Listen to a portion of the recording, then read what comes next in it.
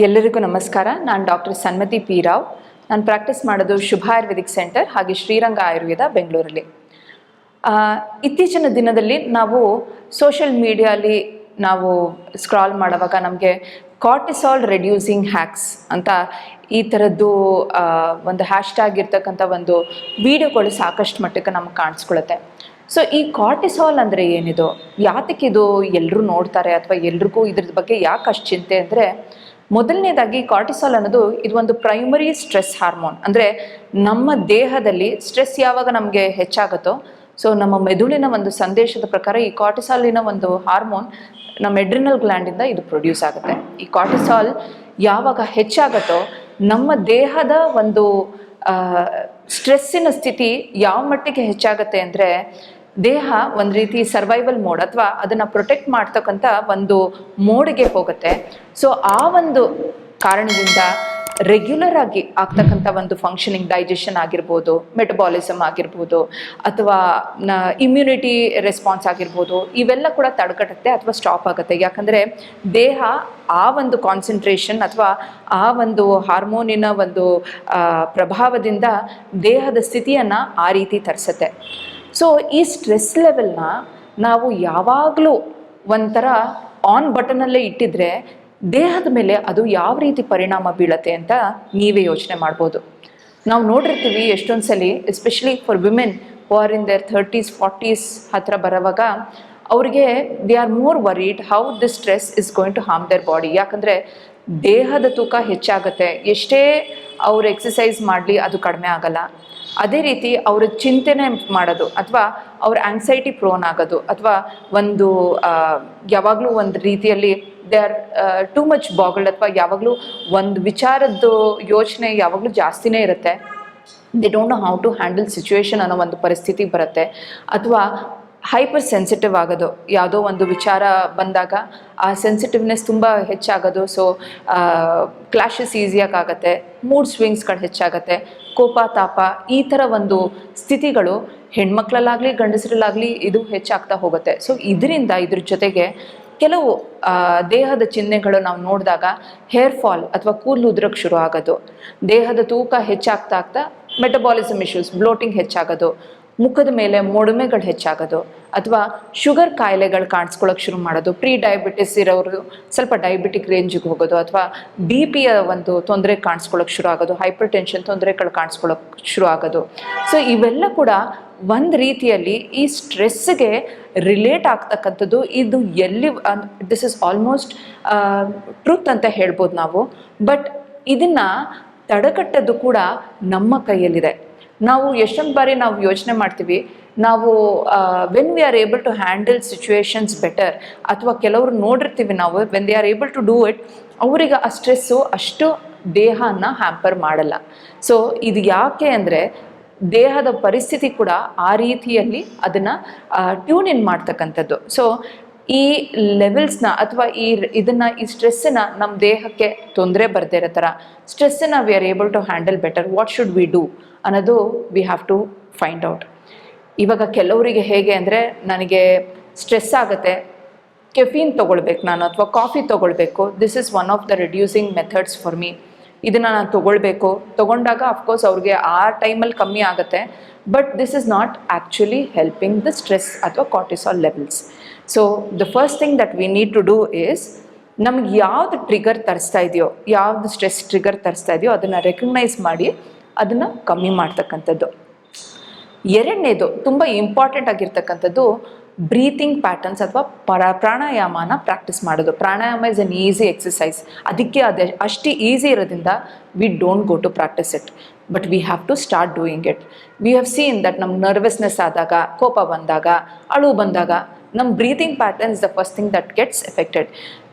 ಉಸಿರು ತೊಗೊಳ್ತೀವಿ, we leave it out. The breathing patterns are more, it is like ನಾವು ಒಂದು ನಿಮಿಷದಲ್ಲಿ ಒಂದು 14 15 ಒಂದು ಉಸಿರಾಟದ ಒಂದು ಇರೋದು, ಇಟ್ ಇನ್ಕ್ರೀಸಸ್ ಟು 20 ಅಥವಾ 30. So this is the effect of stress on our body. So ಮೊದಲನೇದಾಗಿ, to get stress into control are you don't want to get affected with it, the first thing we need to do is follow doing pranayama ಅಥವಾ breathing technique. Simple ಆಗಿರ್ತಕ್ಕಂಥ ಒಂದು breathing ಟೆಕ್ನಿಕ್ನ follow ಮಾಡೋದು. ಎರಡನೇದು ಇದಕ್ಕೆ ತುಂಬ ಈಸಿಯಾಗಿರ್ತಕ್ಕಂಥದ್ದು, to make sure that you are eating food on time. So this is one of the most important things. So ಇದು ಒಂದು ಈಸಿಯಾಗಿರ್ತಕ್ಕಂಥ ಒಂದು daily regime, most needed for the body. But ಇವಾಗ ಸ್ಟ್ರೆಸ್ ಲೆವೆಲ್ಸ್ ಅಥವಾ ಆ ಥರ ಜಾಸ್ತಿ ಆದಾಗ one thing we do is missing food totally, ಅಥವಾ eating everything in 2x speed ಥರ, ಅಷ್ಟರಲ್ಲಿ ನಾವು ಬೇಗ ತಿಂತೀವಿ, because we want to handle something else. So this is one thing that you get the body, you get your mind into control, you are focusing on what food you are eating or what activity you are doing and trying to concentrate on that. This reduces the stress. The third important thing is trying to get your focus back. ನಮ್ಗೆ stress ಜಾಸ್ತಿ ಆದಾಗ ಅಥವಾ anxiety ಪ್ಯಾಂಗ್ಸ್ ಜಾಸ್ತಿ ಆದಾಗ the one thing that we do, ನಾವು ಮನಸ್ಸಲ್ಲಿ ನಮ್ಗೆ ಒಳ್ಳೆ ಮೂವಿ ಥರ ಓಡ್ತಾ ಇರುತ್ತೆ, ಇದರಿಂದ ಈ ಪ್ರಾಬ್ಲಮ್ ಆಗ್ಬೋದು. ಫಾರ್ ಎಕ್ಸಾಂಪಲ್, ಇವಾಗ ಸ್ಟೂಡೆಂಟು ಎಕ್ಸಾಮಿಗೆ ಓದಿಲ್ಲ, ಸೊ ಎಕ್ಸಾಮಿಗೆ ಓದೇ ಇರೋದ್ರಿಂದ ನನಗೆ ಕಮ್ಮಿ ಮಾರ್ಕ್ಸ್ ಬರೋದ್ರಿಂದ ನಮ್ಮ ಅಪ್ಪ ಅಮ್ಮಂಗೆ ಬೇಜಾರಾಗುತ್ತೆ. ಸೊ ಇದು ಒಂಥರ ಮೂವಿ ಥರ ರನ್ ಆಗುತ್ತೆ.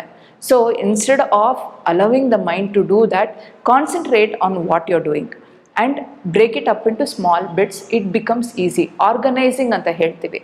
ಸೊ ನಮ್ಮ ಸ್ಟ್ರೆಸ್ಸನ್ನು ನಾವು ಕಡಿಮೆ ಮಾಡ್ಕೋಬೇಕು. ಇವಾಗ ನಮಗೆ ಒಂದು ಟ್ರಾವೆಲ್ ಪ್ಲ್ಯಾನ್ ಇಟ್ಕೊಂಡಿದ್ದೀವಿ ಅಂದರೆ ನಾವು ಹಿಂದಿನ ದಿನ ಅಥವಾ ಒಂದು ವಾರದಿಂದನೇ ಅದ್ರ ಪ್ರಿಪ್ರೇಷನ್ ಮಾಡ್ತೀವಿ.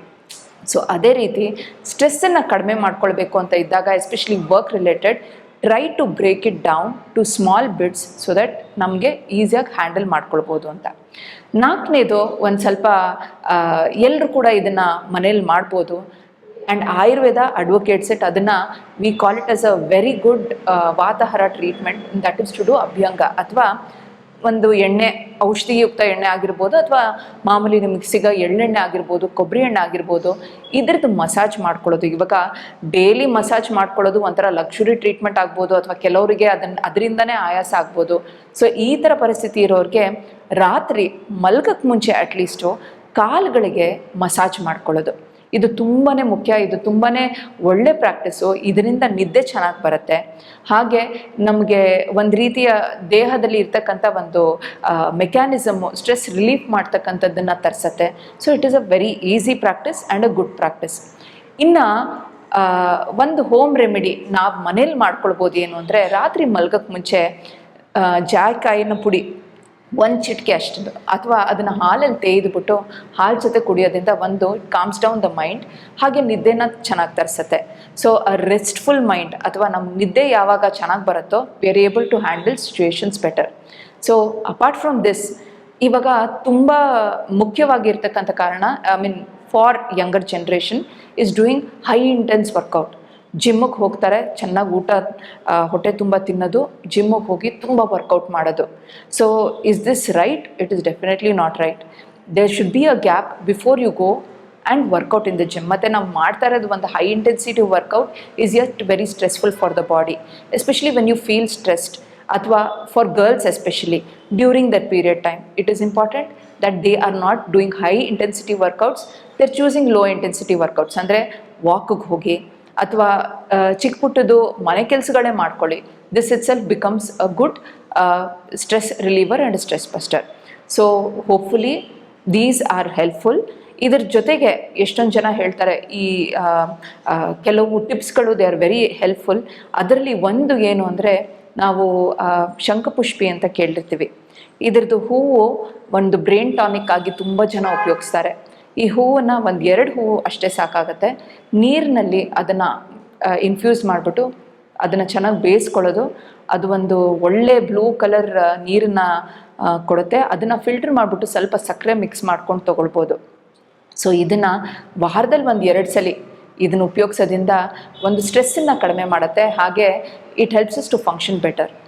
ಇನ್ನೊಂದು ಇದಕ್ಕೆ ನಿಮಗೆ ಈಸಿಯಾಗಿ ನೀವು ಮನೇಲಿ ಮಾಡ್ಕೊಳ್ಬೋದು ಅನ್ನೋದು ಒಂದೆಲಗ. ಈ ಒಂದೆಲಗ ಸೊಪ್ಪು ನಮಗೆ ಮಾರ್ಕೆಟಲ್ಲಿ ಆರಾಮಾಗಿ ಸಿಗುತ್ತೆ. ಎಷ್ಟೊಂದು ಸೊಪ್ಪುಗಳು, ತರಕಾರಿಗಳು ಸಿಗುತ್ತೆ. ಅದನ್ನು ನಾವು ಕರೆಕ್ಟಾಗಿ ಅದನ್ನು ಯೂಸ್ ಮಾಡ್ಕೊಳ್ತಾ ಇಲ್ಲ. ಎಲ್ಲದ್ರದ್ದು ಅದರದೇ ಒಂದು ದೇಹದ ಒಂದು ಚಿಕಿತ್ಸೆಯಾಗಿ ಕೆಲಸ ಮಾಡುತ್ತೆ, ದೇಹದ ತೊಂದರೆಗಳಿಗೆ ಚಿಕಿತ್ಸೆಯಾಗಿ ಕೆಲಸ ಮಾಡುತ್ತೆ.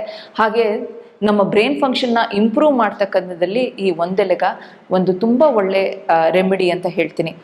ಈ ಒಂದೆಲಗದ ತಂಬುಳಿ ಮಾಡ್ಬೋದು, ಅಥವಾ ಅದ್ರ ಚಟ್ನಿ ಮಾಡ್ಕೊಂಡು ತೊಗೊಳ್ಳೋದು. ಸೊ ಇದು ಸಾಕಷ್ಟು ಮಟ್ಟಿಗೆ ಸಹಾಯ ಮಾಡುತ್ತೆ. ಸೊ ಇಷ್ಟನ್ನು ಹೇಳ್ತಾ ಇವತ್ತಿನ ಸಂಚಿಕೆನ ಇಲ್ಲಿಗೆ ಮುಗಿಸ್ಕೊಳ್ತೀನಿ. ನಮಸ್ಕಾರ.